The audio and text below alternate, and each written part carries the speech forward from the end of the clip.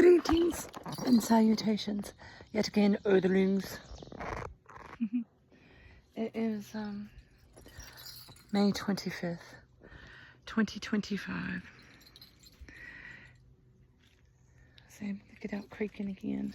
And so, despite my losing battle with poison ivy or oak or whatever it is, but I'm getting over it nicely, so. Anyway, I'm not out to impress anybody anyway, so. Any hoodles. It's a beautiful day to have a beautiful day. Even if it is another late start. It's all good in the hood.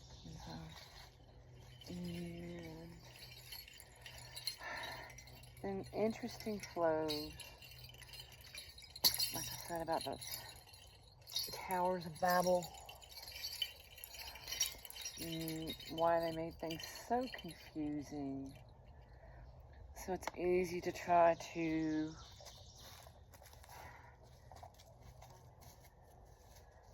convince and manipulate to do things that you know you're not supposed to.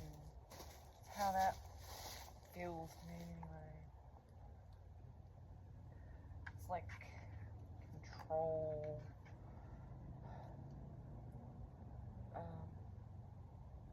measures.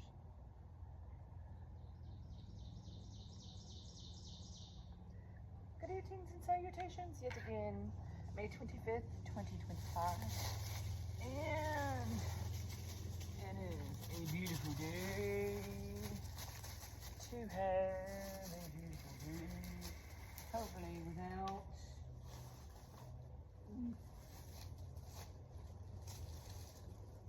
making things more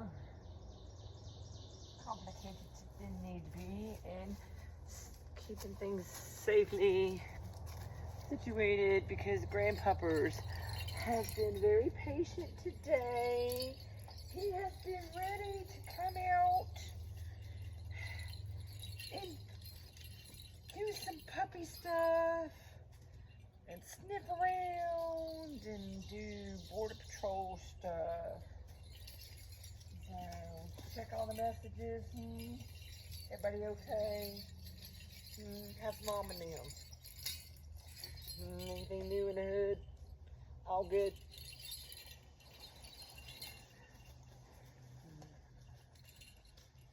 I'm tired. Things are getting better. I am truly believing for that.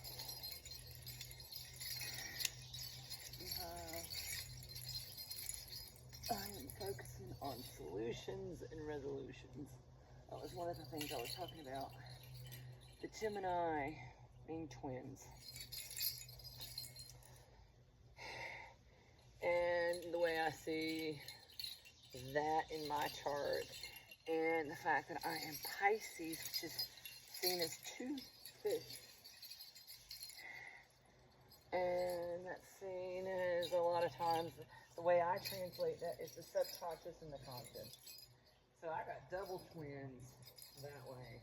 And then I'm a Leo rising, which in the tarot way of looking at things, energetically they associate that with the Sun card. And as a Pisces, not only are you twin fish, but it's associated as the Moon card and also High Priestess. So, thinking in the ways of Tower of Babel and the way the ancients showed us to look at things, it was like an energetic key of how to work with energies based on astrological events. They give you forewarnings of the energetic impacts of sky daddy woo-woo weirdnesses. Is how that feels. And it's up to us on how are we going to play with them energies? How are we going to focus them energies? Well, what are we trying to achieve? Health, healing. What is the best way to utilize these energies so that I'm not perpetuating any negative karma, and I am balancing out any residual up. That way I'm not perpetuating any evil onto my babies. I do not want to project or deflect any arc. I am trying to make sure that I don't knee jerk in unhealthy ways that I witnessed growing up because they didn't know. Forgive them, Lord, and they know not what they're doing. No, they're not being the most beautiful reflection of you in this moment. If they just calm down, think about it, and try again, and not take everything so personal, and maybe try to see somebody else's point of view. Stop listening so that you can answer and be defensive to really what is going on. Really take it in there. You okay, honey? Seriously, you okay? Love you, Father. I give all the up to you, and I know that you are. Handler. Is that welcome back, Carter? Handler. Wasn't that the principal who was just kind of there to hobnob and glad hand people? But the hard stuff, somebody else is going, Handler. And that's the way I see that Father wants us to do. Honey, look at all the beautiful things I gave you to enjoy. Get out and enjoy it. Everything's working out. Everything's always working. It's going to be all right. It's going to be okay. Love and healing. I am open to miracles, Father. I am excited to see just how good it can get. I always have said for years and years and years, when Father shows up for me, he shows up. Him and the angels the highest level of light, and they show out. Ta-da! Always better than it was before. I'm always there for it. More appreciative, more quicker, faster, smarter at recognizing the ugly patterns, and I am not perpetuating that. I'm not participating in it. I'm staying in my peace. That's on them. Father, right me in my wrongs. Help me not to wobble so much, and help me to quickly be able to get it steady, quicker, faster, better, and not let any of it bring me out of my feelings. I love you loving me in these moments.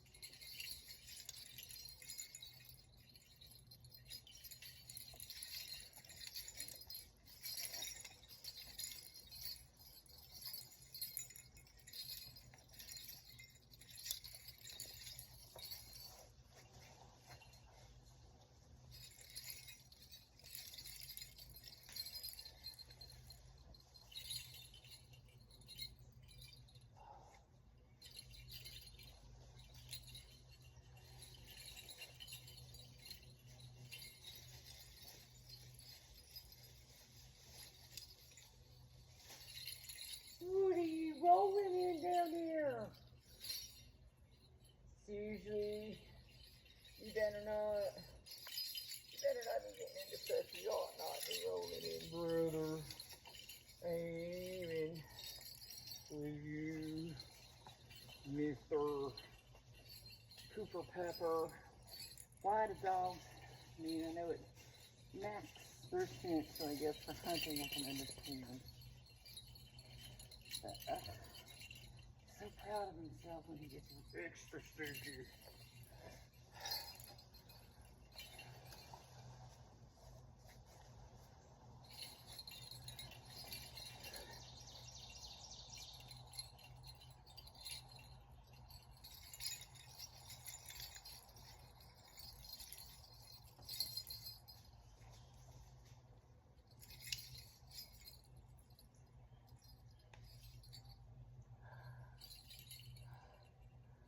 I see you watching me.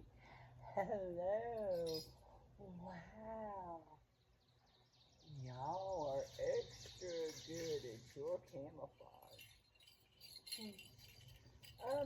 But I really wish that you wouldn't hyper-focus me in while you're doing those kind of spring fling things. I didn't need to witness that, and why you felt the need to share it with me, I don't know. You could have waited till you were finished instead of saying personal preference on my part.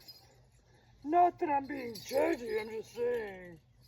I realize that you're conveniently in the moment and very happy, and I thank you for sharing your joy of it. And thank you. Two birds, one stone right there, same moment. Hello, happy to see you. You're happy, alright? Anyway, not being judgy.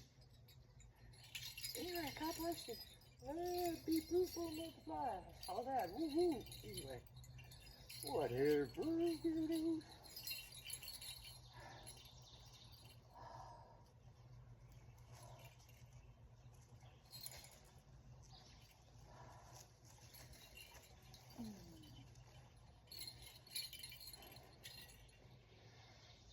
Oh, Captain Meladrino, I wish you could bottle that.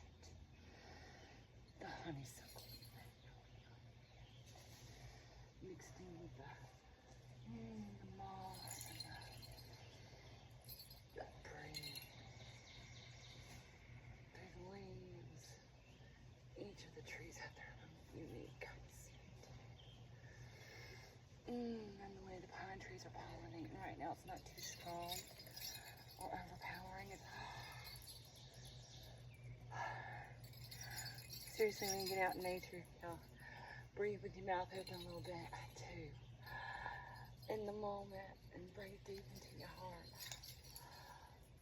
Oh, wow. Talk about tasting the moment in a whole new way. Appreciate the flavor. And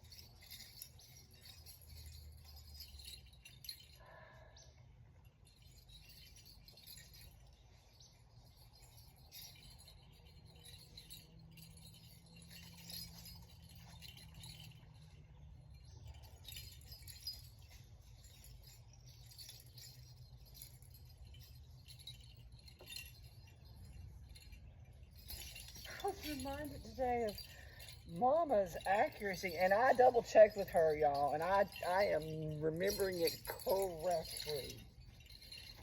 When we lived down there at what I remember is Turkey Creek in St. City.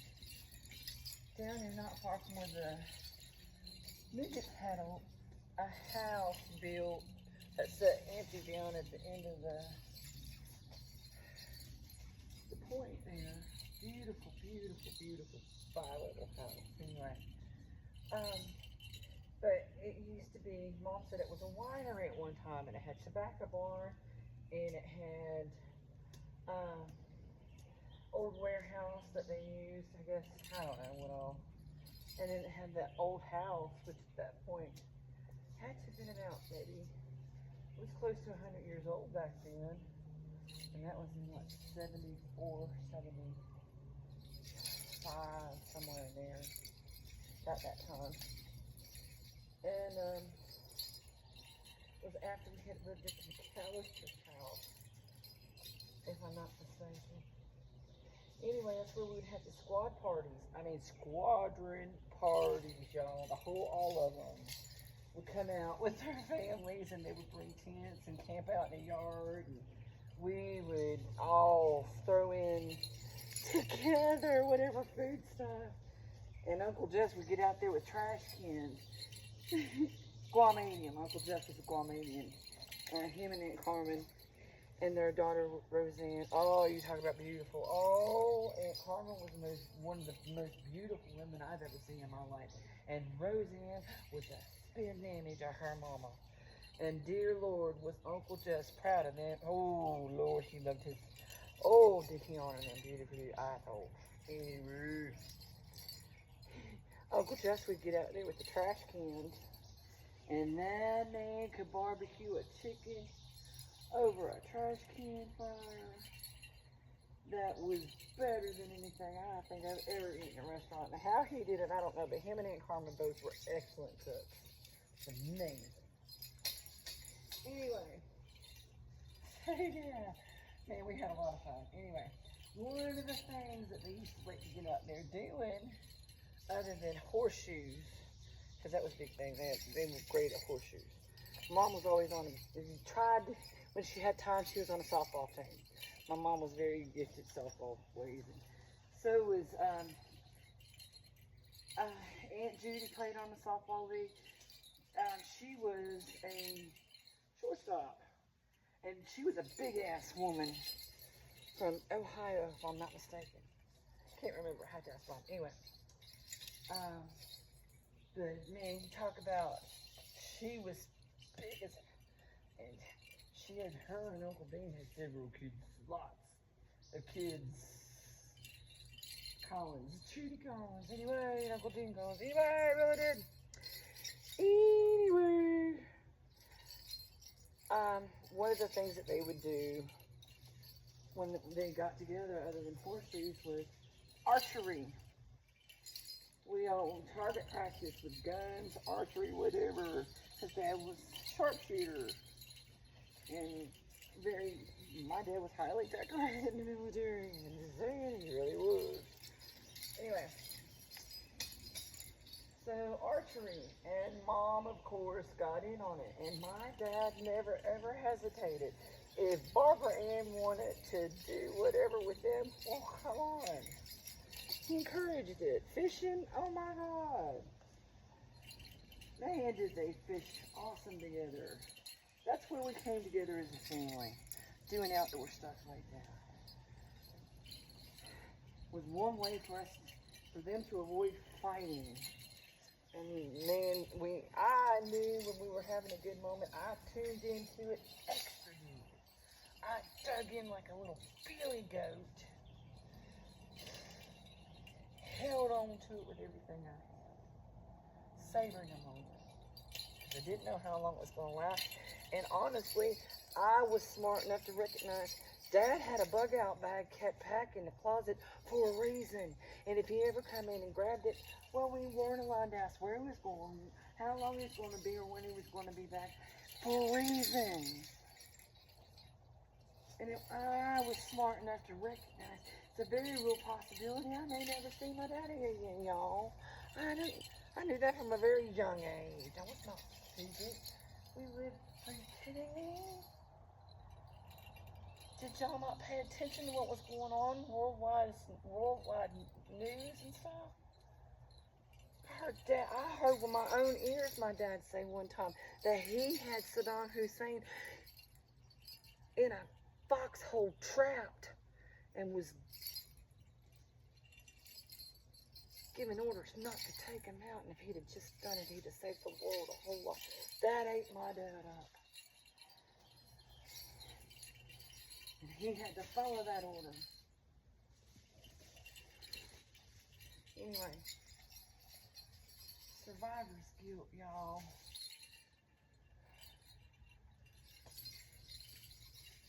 When you're told to stand down when everything tells you would be for the greater good, that's a hard thing to do. But you have to be able to do things in such a way that you can live with yourself and answer for every bit of it. So that's think my dad did a fine job of that, really. The way that he energetically taught me things. And I don't think Mom understood the enormity of some of that at the time. But I, in retrospect, being my weirdo, unique self, having my unique perspective about things on deeper, other levels than other people see. Because, hello, I'm a weirdo that loves playing Dungeons and Dragons and Magic the Gathering. And that is about logic and different perspectives and ways of points of view and looking at things. Because you're creating in your head as you go with a chaos factor. And that's the whole thing that God does. Hello. That's everything in a nutshell. And what we are in this physical vessel is in this particular moment, God able to express himself as us. And he's experienced life as us through us. We are what pierces the veil, bringing him to reality is the way I'm seeing it. Anyway, that's the way today's flow is going thus far, my darlings. Hello, Billy Goat. What are you doing, goofball? I was hoping to get over there and stop the videotaping before he could come over and help Grandma. He's really, yeah, that's really not actually helpful, my darling, but, yeah. Anyway, mucho love. I'm going to go down to the other spot now. I hope that y'all are having beautiful revelations and tuning in and being kind, starting with yourself.